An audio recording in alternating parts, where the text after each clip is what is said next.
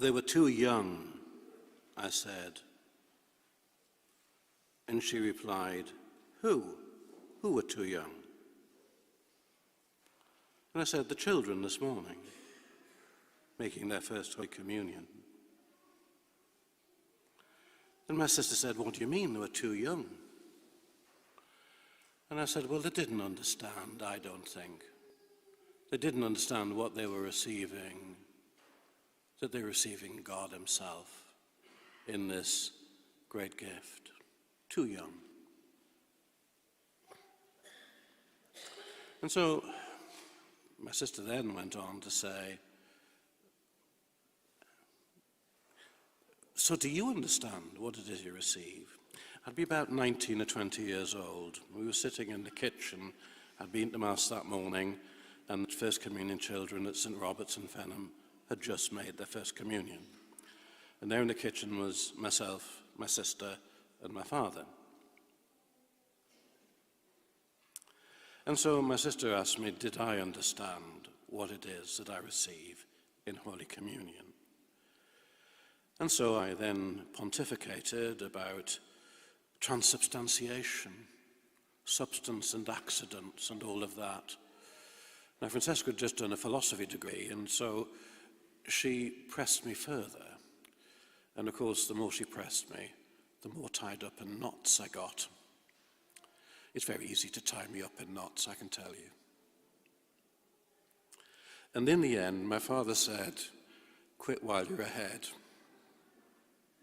I was clearly losing the discussion.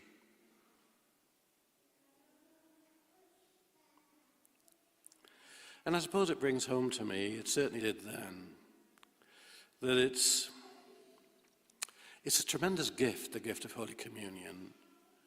And we can sometimes ask whether these small children, who just yesterday morning, for example, received Holy Communion for the first time, we can ask, do they understand? Do they get it? Do they realize what it is that they're receiving?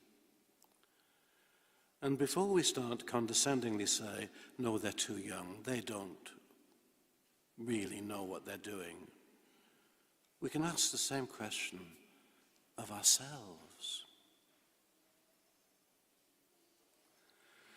The truth is, this sacrament has layers and layers of meaning. The truth of the sacrament is that it's the most astonishing miracle, and our understanding of it is very, very shallow. I suppose it takes me to the heart of what we're supposed to think about the sacrament.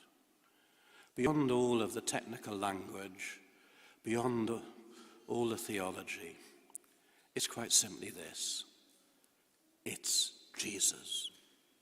That's the thing we're supposed to understand more than anything else.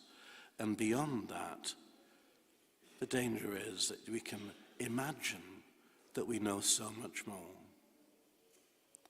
The truth is, in communion, we receive God himself, who is so beyond us. It is this tremendous gift that he has set before us.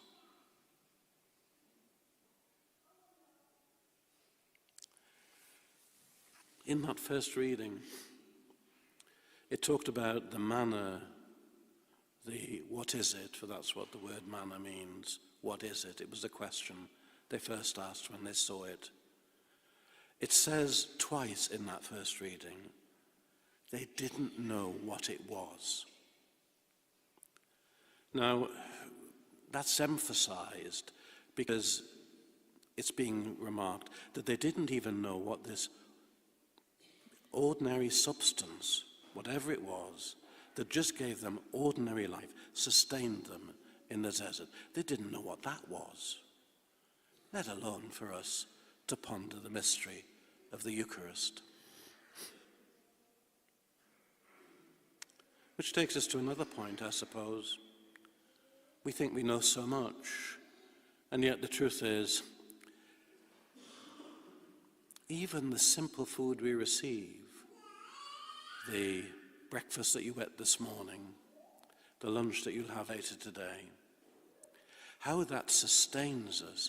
Well, yes, there are explanations provided, but still there's a great deal that we're still just finding out, that we don't know about.